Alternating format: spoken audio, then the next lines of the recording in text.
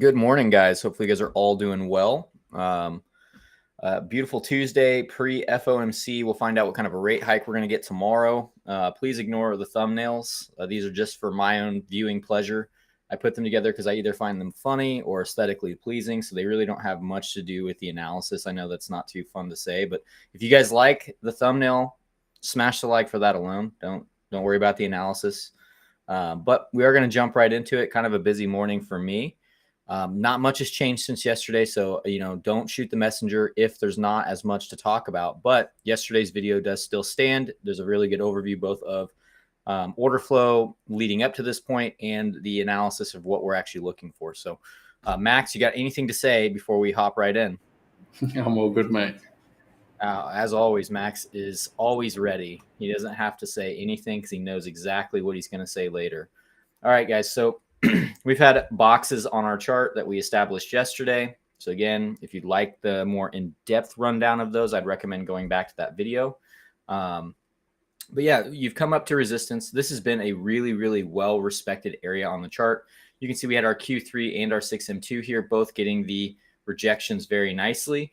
And we've stated that these are, places that you should be looking to potentially scalp short. For me, 28,726.50. That's actually the number in the title of the video. Such a big number for me. And, if we go over to here, you can see why that was all the way back here, that June 22nd summer low. And it was a really big area for me leading into this region. Okay, so you can see how this was nice support until it wasn't. And once this support was gone, you go down to the 4 hour, see it even more cleanly, right? So what do we expect from levels like this that give such reactions that served up as nice SFP levels almost? We would expect to see these probably offer up some form of a reaction and or trade potential going forward. That's why we have it on the chart. So it's really just a barometer. If I can get a reaction out of this region, and it's a large region, 28,333 up to 28,726.50, specifically 28,726.50. Because as Max and I both said, we're not in love with this high. At some point, we'd like to see it taken, whether that means we come down to this level first, or if we come up and take this high into this 28,726.50 level. That's what we'd like to see so that we can get the opportunity to read the order flow and see if we're going to get a potential, I wouldn't say swing short, but I would say maybe a short you could hold for a day or two. However, on the flip side of that, this is also going to serve as the gatekeeper, this little box here.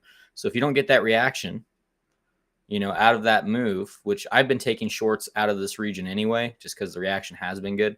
I've just been taking profits at things like the VWAP or the local range. And if you were to go to like the local range, we've now got a couple days into this week, so we could very easily chalk up a nice range right here. We'll go to the 5 minute.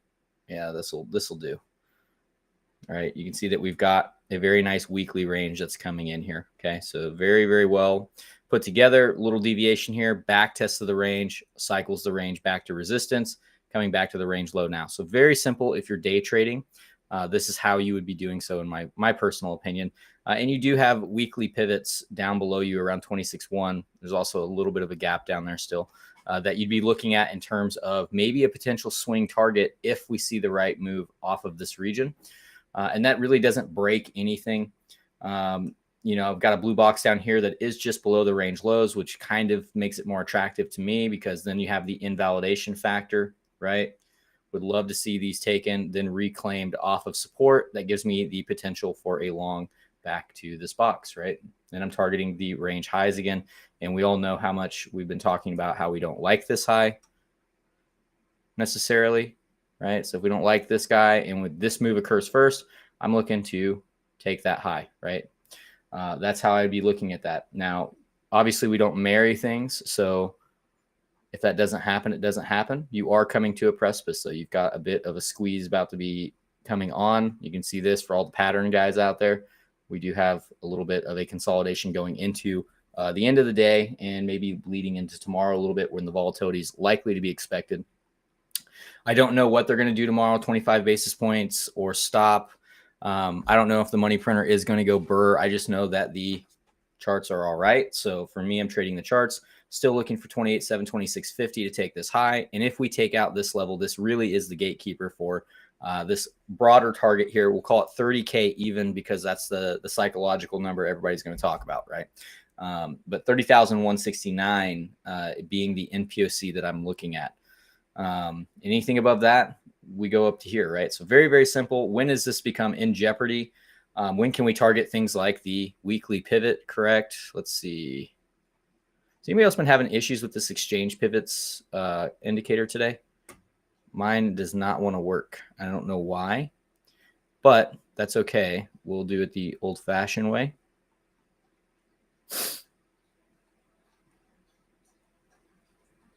You guys can probably hear my dog like lapping up water aggressively. But yeah, you've got the support here, right? Down into the yearly pivot. However, should we lose this, I would expect that move to 26.1, possibly all the way down to the prior wick low right here. Okay, from June 22nd, or not June, yeah, June, or May 11th or 12th. Yeah, right in there. Sorry. Prior wick low and the old high at 25,351. Man, I cannot talk today. That's where I'd be looking to. So I'm just playing this box to box. That's all I'm doing. And as you guys can see, we're not interacting with this box yet. So I'm not looking really in for any like longs that I'm going to hold more than a session. And what I mean by that is more than like maybe a few hours. You probably have your headphones in, so he definitely shows through. But one thing I do want to show you guys is, since we talk a lot of time and price, and we talk a lot of tools here, right? So we'll go to Bitstamp for this real quick before I turn it over to Max. It's gonna be a pretty quick one today. Go out to the daily chart, and you've got your prior all-time high here. This is Bitstamp. So anyone that started watching me back in the debate crypto days in the summer, I was showing you guys some pitchforks on how to use them and how they were getting price really, really well along with trend-based fibs. Max is already covering his face over there. He just isn't having any of this. This is nonsense because he lives on the hourly and below. So I see the smile over there. Anyways, Max, you would enjoy this. It's a very simple idea. So this is your prior cycle. We'll go to log for just a second. Prior cycle low, high, and low. If you guys recall, we could also do some things with, we'll do it on the weekly. It's just going to be easier, right? We could very, very easily then add our time to this, right here. And we'll get out of log now because we just no longer need it. And this is your trajectory for the next run. You can see their EQ, almost pretty well respected, very well respected here at the prior all-time high before making deviations. It actually went to the fourth deviation of this fork before hitting an exact 1-to-1 at the high and then returning down into the low of the fork here. So you can see that this is the low right here. So that is your trend low. Very, very nice. Now you've returned to the EQ of it. And should you be holding the EQ, which we've already established is going to be something that we need to see, and you're already back testing. So you start living below this and challenging back below. Again, this like little pseudo box. This lines up with your idea of how this trend-based tool would work. Start living below this, losing support. Well, I would expect a retest of the trend, right? However, if you're not doing that, we would expect to see a retest of the trend high. And if anyone can remember, we're looking for roughly 38,922. I know that's not going to line up perfectly on Bitstamp, but that does put us out here looking for this at the top of the trend at some point. It is not perfect, but it is giving you the confirmation that price is not showing any weakness just yet, and you would be front running that weakness, trying to be smarter than the market should you start throwing in swing shorts here, as there's been no real reason from a market structure or trend standpoint. So hopefully that makes sense. Just a little like nugget because there's not much else to talk about. So that's kind of why I'm doing that. Alts are getting absolutely, well, they were getting decimated up until what? Oh, what today? I think some of them are doing all right, but yeah, they were getting a little bit on the slaughter side as Bitcoin dominance does go up. So yeah, we'll see what we get tomorrow. If we get 25 basis points or we pause, I don't think it's going to be too bearish, to be honest with you, but you guys know how the market likes to react in these instances. A lot of times they'll run both sides of the market. I'll let Max kind of get into that. And usually you can spot that coming based on open interest and volatility if those metrics are present. But yeah, during events like that, they do like to run either the longs and then the shorts or vice versa. They love to give a pre-market move or a move as he's speaking and then reverse that move, creating that whipsaw effect. And that's why people don't trade those days if if that's inside of their rules. Some people have trading rules, and that's part of it. They won't trade events. So I don't have much else to add. I hope this was very simple and effective for you guys. And if you have questions, obviously you know where the comment section is. Let me share my screen. What I'll do tomorrow is, with it being, so we stream at 6:15 my time. So what I'll do, because the FOMC meeting is at 10 p.m. my time, so what I'll do for tomorrow's stream is I'll go over the past ones, just to past FOMC meetings. I'll take some screenshots and I'll try and go over it with you guys on stream, just to go over what normally occurs initially, because time and time again you see a small, not a huge move, but it can be, depending on what range you're in, but it can be like, a couple $100 to like $500 move one way, and then quickly reverses the other side, and then continues up until it effectively stops talking. But yeah, going over the price action today, it's been pretty simple, to be honest with you. All you've done is effectively come and taken this low here, if we mark it out. And, if you were shook about, scared about taking this trade, even though there was a pretty neat delta switch up towards the lows, it wasn't perfect. The gradients weren't super strong, but as you got back above the level, you could see buying coming in, shorts doing having a more difficult job. If you're looking at the delta, overall 1 million negative delta in a 5-minute candle here only did this, whereas a few minutes ago is creating a quite a large move, and then the buying then continues. And if you missed it, it came back down and tested the golden pocket. So, really simple, basic trading. You really don't have to go too far in the educational content of trading to be able to trade that one. And then this move up here, we discussed it in the group. It's pretty much, when you get a candle like this, it's not an inefficiency as such, because, well, I'd argue it actually is. So when you get a move up like this, and looking at the open interest and looking at the delta, we can tell from this candle, it's just one big short closing out. Effectively, there's 2,300 trades that took, 2,300 trades that took place in this. So, it's not one big trader. It's probably, multiple big players or bots or what have you. But they've closed out a very large short here. Now, what happens when price returns to this area? And you have to think of it as like a hollow candle. It was also a PVA, so we all know the backfill rate that they have. So with it being a PVA, and with it being, there's just no real support in that. If it was buyers coming in, it can be support and it's a strong move. But as it was just strictly shorts coming out of it, it was a relatively weak move. And then I was really waiting for, that Q3 pivot again from last year. Q3 pivot. You also had on TradingView, the previously point of control up here. I don't know why, but my exit values are all over the shop. They have been for quite some time, but today it's been pretty noticeable. I've got one here, then it depends what template you're on, but they're all over the shop.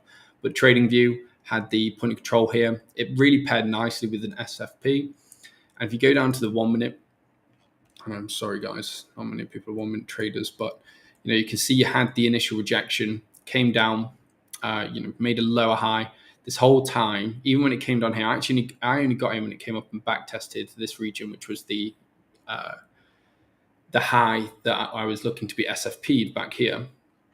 Scrolling back on the 1 minute. So when you get an SFP, sometimes you come and back test that, the high or the low, whichever way it is. You come and back test it, and that can be your signal to get into it. If you are unshook of, if you don't know your confirmations and you're waiting for a confirmation, you can always wait and potentially you'll get a back test. And, this time you did. But it does happen, a lot of the time. So you've got your back test there. And this whole time, if we go into the, here, and go to the 1 minute again. Sorry, guys. 1 minute, absolute degen. But, sometimes the 1 minute is really good to get into trades. And you can see this whole time you were getting bearish divergence forming, and it, really the buyers weren't really doing a very good job of pushing it higher. So bearish divergence, finished auction there, rejecting from a key region on the charts, which were very strong region on the charts we've all been told about. So how many signals do you really need? Even back tested that SFP. And then right now, it's a weird one, because if I go to the TPO charts, I've put these on because you are in a region of support. However, I've merged the last 3 days. So the day that we came up, so I'll reset and do it again. So we've got today, yesterday, and Sunday. If you merge them all, this is all the price action up here effectively. And where are we? You slap bang in the middle. It's not really a place you want to be trading. You want to be trading at the value area lows and the value area highs. You don't really want to be opening trades here. So it's a risky one right now to take any position here. However, we are coming into, go back out to the 30-minute, the golden pocket. So if you pulled it from the low that was made this morning, you've got the Q1 low from ages ago down here, but it's also the golden pocket. So, if price is going to come down again, close this 30-minute PVA out, it has a potential that this is, going to be the trade that we may want to take. However, if lost, you are going to be looking down to that region. I can't remember which level it was, Magic, which was below us, which would be cycling the range. I think it was in the 26K region in the charts. But, it has the potential, if you do start losing this region, considering we've already swept, this low. I doubt there'll be many traders, considering what session, we came down here on. There wasn't that much position changing hands or anything. So I don't think there's going to be another SFP of this one, but potentially this one or lower. But yeah, the gold pocket is really the support for me to be interested in taking a trade right now. But, as we said yesterday, this is a weak high. If we go back over and look at it, I need to go to the 5-minute. And zoom back. Just bear with me. Here it is. So this is the current high.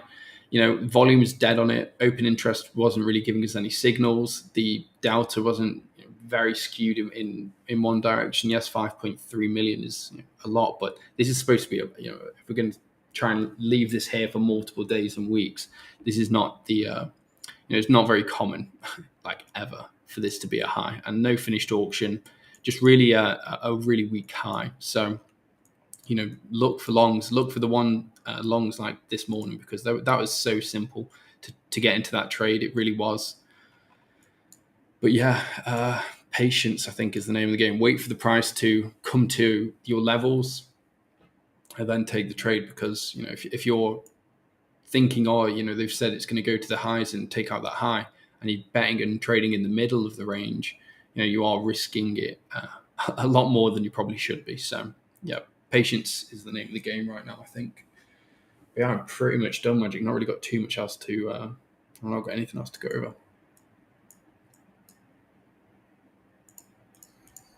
I do agree. I did get my sign working behind me, and then it went out again. I was trying to get it to turn down. I think the switch is off now. But anyways, I agree, guys. I've put these boxes on my charts. You guys won't catch me trading too much outside of those. Max has got a nice intraday level with that gold pocket there, and it looks like an old quarter one from 2021 low he's got identified. If you guys lose that, I'm looking to try to go down to that box I identified in like the 26s up to that 27K yearly pivot. Let me see those. I'm going to get those numbers real quick just so you guys have that box number one more time. I'm not going to show my screen. I'm just going to say them out loud. So I'm going to test your guys' memory, I guess. Let's go down to 1 hour. There we go. That'd be 26,987.50 down to 26,724.50. So should we lose the support Max is talking about? That's kind of the area that I'm looking for to offer up the next reaction, which would be below the lows, as Max was saying. And anytime that we have a setup like that, it really offers up tremendous value to have it marked, because the opportunity for invalidation is so nice. And I say opportunity for invalidation because there are no guarantees that that trade will play out the way that you've drawn it up. But should it start playing out exactly how you've planned and presented it, and you have invalidation, and you get the things you need to see, why wouldn't you take the trade, right? I mean, that's the whole point of this channel, is trying to get you guys to that point. So this morning was a great trade entry. Yeah, New York Open, always a good one. New York's my favorite one. I just have alerts set right now myself for the levels that I want to see. I'm not really doing too much intra-range trading. I took one trade yesterday. It was a long. It panned out of that position. So, yeah. I don't have much else. I mean, we're going to keep this one short and sweet. We've been going 20 minutes. It's raining here. I do need to walk the dog, so I'm going to go ahead and bite the bullet and do that. He's got very, very thick fur, so he's going to be soaking wet when we get back, but it's better than him pooping on the floor. So, yeah, anything to add, Max, before we go? No, nothing at all. All right, guys. Mark your highs, mark your lows, set your alerts. Jerome speaks tomorrow. We will be back here tomorrow as well. So we will see you then.